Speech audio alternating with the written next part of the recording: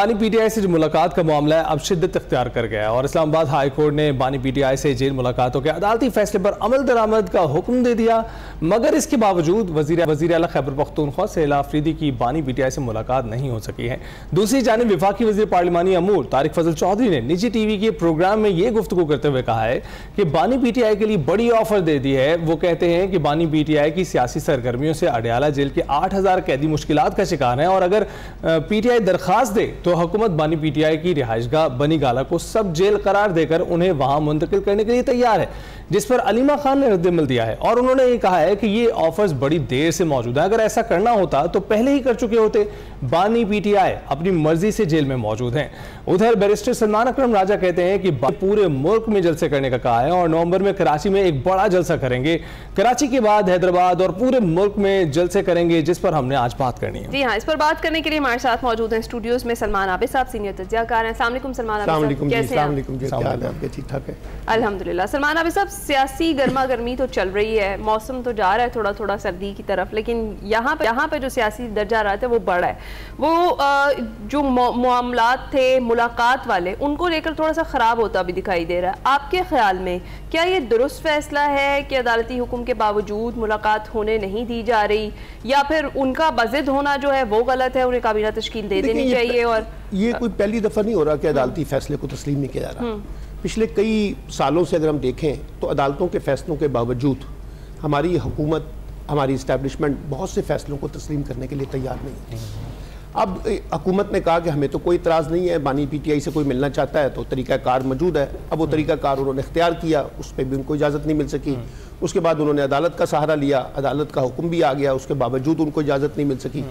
میں نے پہلے بھی آپ کے پروگرام میں کہا تھا کہ اس وقت حکومت بے بس ہے، حکومت کے اختیار میں نہیں ہے۔ کہا یہ جاتا ہے کہ حکومت کے اختیار میں ہے، لیکن حکومت کے اختیار میں نہیں ہے۔ جن کے اختیار میں ہے انہوں نے ابھی تک یہ طے نہیں کیا کہ طارق فضل چودھری صاحب تو کہتے ہیں کہ جناب ہم آپ کی جو ہے اگر آپ ریکویسٹ کریں گے تو ان کو سب جیل قرار دیں گے۔ لیکن بات یہ ہے کہ طارق فضل چودھری بھی وایا پنڈی بات کریں گے نا، یعنی اگر بات ہوگی اور بانی پی ٹی آئی کو بنی گالہ میں شفٹ کرنا ہوگا تو درخواست بانی پی ٹی آئی دیں گے، وہ جائے گی پہلے ایک ڈاکخانے کے پاس، پھر دوسرا ڈاکخانہ، اصل جو ڈاکخانہ ہے جہاں سے فیصلہ آنا ہے، پھر وہاں سے فیصلہ ہوگا تو پھر وہ جا سکتے ہیں۔ اور یہ پہلی دفعہ علیمہ نے ٹھیک کہا، یہ آفر پہلے بھی ڈالا جا رہا حکومت کی طرف سے، یہ ان کی کوشش یہ ہے کہ وہ بانی پی ٹی آئی درخواست کریں تو اس سے لگے کہ جیسے وہ کمزور ہو گئے ہیں اور وہ واقعی بنی گالہ شفٹ ہونا چاہتے ہیں۔ اور آپ کو یاد ہوگا اس سے پہلے بشرا بی بی کا معاملہ بھی بنی گالہ والا تھا، انہوں نے خود ہی ریکویسٹ کی کہ انہیں واپس اڈیالہ جیل بھیجا جائے۔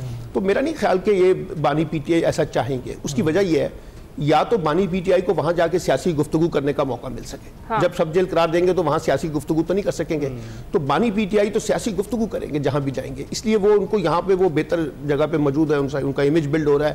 لیکن میں یہ سمجھتا ہوں کہ حکومت ہو یا اسٹیبلشمنٹ ہو، یہ ضد ٹھیک نہیں ہے۔ دیکھیے ایک چیف منسٹر ہے خیبر پختونخوا کا، اس کے پاس ایک عوامی مینڈیٹ ہے، اس کو بڑی بھاری اکثریت سے 90 ووٹوں سے اس کو منتخب کیا گیا ہے، یہ اس کا حق ہے کہ وہ بانی پی ٹی آئی سے ملاقات کرے۔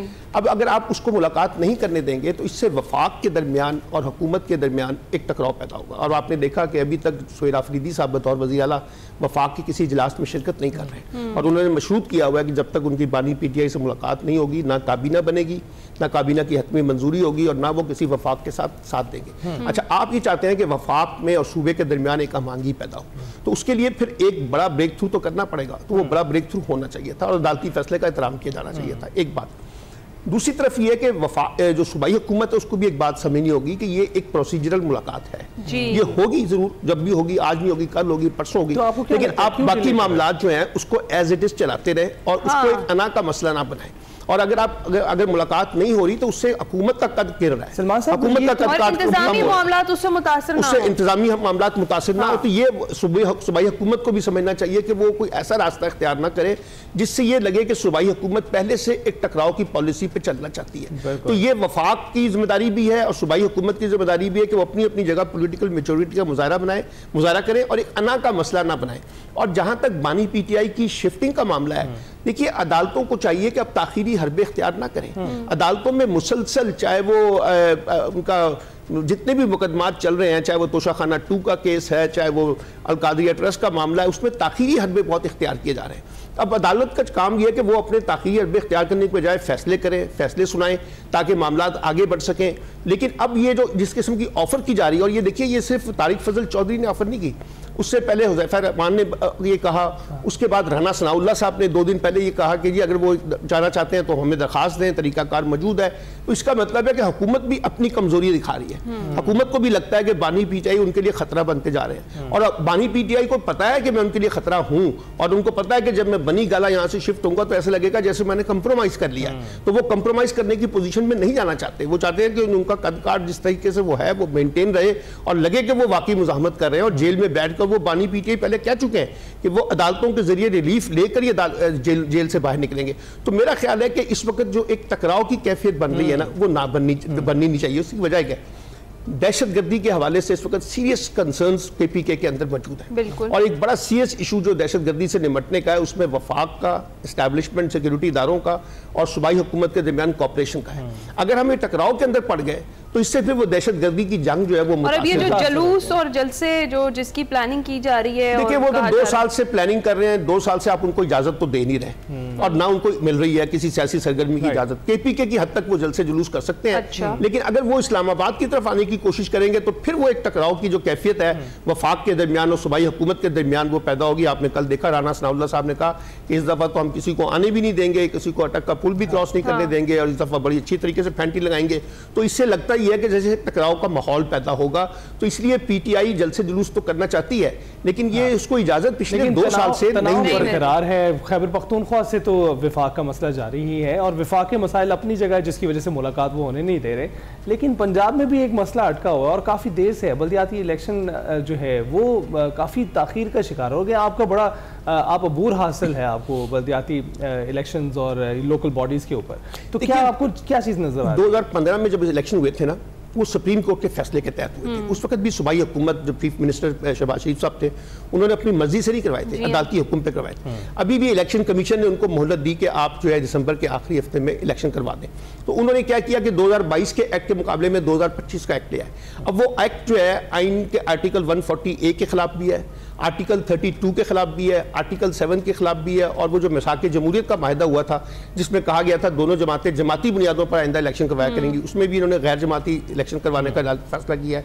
تو مجھے یہ لگتا ہے کہ ایک تو دسمبر میں یہ الیکشن نہیں ہو سکیں گے. جو اس وقت ان کی تیاری نظر آ رہی ہے، جو حلقہ بندیاں ہونی ہیں، اس کے مطابق یہ الیکشن جو ہے مارچ یا اپریل کے پہلے ہفتے میں ممکن ہو سکیں گے. ایک بات، اور یہ بھی اس وقت ہوگا جب کوئی بڑا پریشر ان کے اوپر آئے گا. فی الحال تو ابھی تو 4 ہفتے کی ڈیڈ لائن ہے، اس کے بعد جی اس میں نہیں ہوگا. اس کی وجہ یہ ہے کہ اس وقت بیوروکریسی بہت انجوائے کر رہی ہے. ساری کمپنیوں کے ذریعے ای پی اے، انوائرمنٹل پروٹیکشن اتھارٹی، پیرا، اور یہ ساری اتھارٹیاں پر آ کے تو آپ صوبہ چلا رہے ہیں.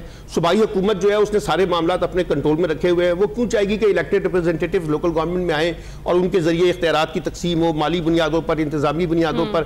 انتظامی بنیادوں پر جو ہے وہ بیوروکریسی نہیں چاہتی، مالی بنیادوں پر جو ہے صوبائی اسمبلی کے ارکان نہیں چاہتے، اور ایک کمزور سا، مفلوج سا، لنگڑا سا، لولا سا ایک لوکل گورنمنٹ کا سسٹم بنا کر جو بھی 2025 کا ایکٹ آیا ہے، اس سے آپ یہ سمجھتے ہیں کہ ہم اپنے گورننس کے ایشوز کو ریزالو کر سکیں گے. مجھے نہیں لگتا کہ یہ موجودہ لوکل گورنمنٹ ایکٹ جو ہے اس کے اندر یہ کیپیسٹی ہے، اس کے اندر یہ صلاحیت ہے کہ یہ لوگوں کے بنیادی جو فنڈامنٹل ایشوز ہیں اس وقت گورننس کے، اس کو ایڈریس کر سکیں. ٹھیک ہے، بہت شکریہ. سلمان عابد صاحب ہمارے ساتھ موجود تھے. اوور آل پولیٹیکل سچویشن جو ہے اس پر ہم بات کر رہے تھے. ابھی ہم جائیں گے بریک پر.